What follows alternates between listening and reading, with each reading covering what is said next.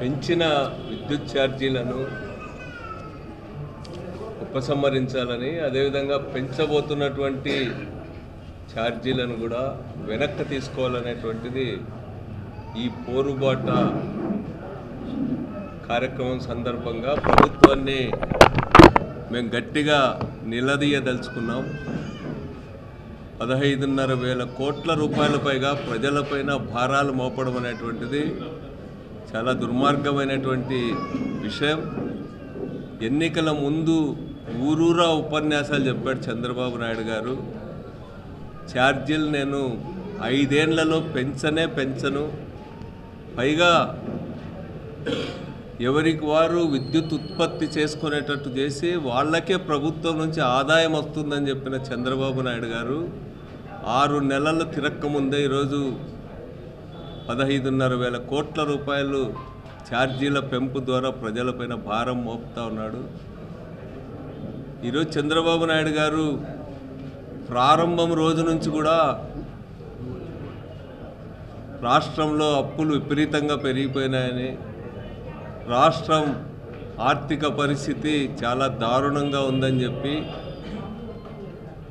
చెప్పడం అనేటువంటిదే ప్రజలకిచ్చిన హామీలను పక్కన పెట్టడానికి, ప్రజలపైన భారాలను మోపడానికే ఇట్లాంటి ప్రచారాన్ని చేస్తూ వస్తున్నాడు. ధరలు పెరిగినా గత ప్రభుత్వాన్నే నిందిస్తూ ఉన్నాడు. ఈరోజు చివరికి చాలా అందమైనటువంటి అబద్ధాలు చెప్తా ఉన్నాడు. విజన్ 2047 లేకపోతే విజన్ 2029 అనే పేరు మీద ఈరోజు చంద్రబాబు చెప్తున్నటువంటి విజన్ను ప్రజల చేతులతోనే ప్రజల కళ్ళు పొడిచేటువంటి విధంగా ఉంది.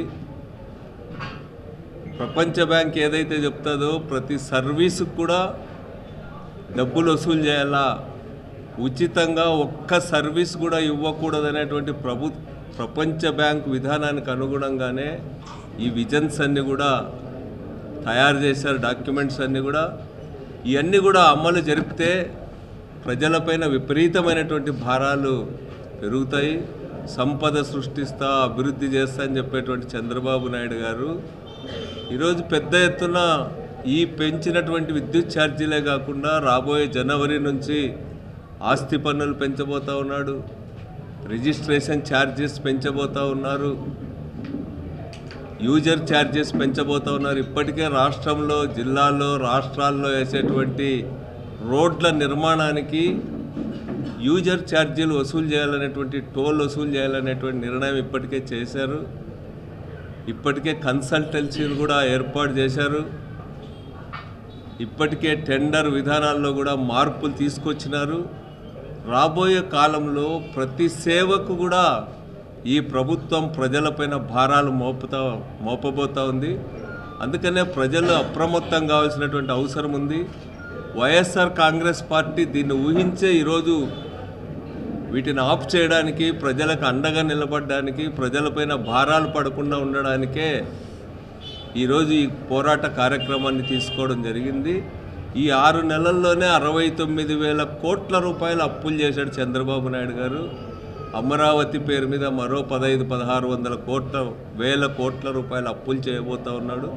6 నెలల్లో 85,000 కోట్ల రూపాయలు అప్పులు చేశాడంటే ఈ రాష్ట్రాన్ని ఏం చేయబోతుందో ఈ కూటమి ప్రభుత్వం అనేది అర్థమవుతుంది. అందుకనే నిన్నటి రోజు స్వయంగా చంద్రబాబు నాయుడు గారే ప్రభుత్వ సర్వేల్లో 24 మంది మంత్రుల్లో 18 మంది మంత్రులు వాళ్ళు విఫలమైనారు, వాళ్ళ పని చేసేటువంటి పరిస్థితి అధ్వానంగా ఉందనేటువంటిది క్యాబినెట్ మీటింగ్లోనే తానే చెప్పినట్టుగా ఈరోజు వార్తలన్నీ వచ్చినాయి.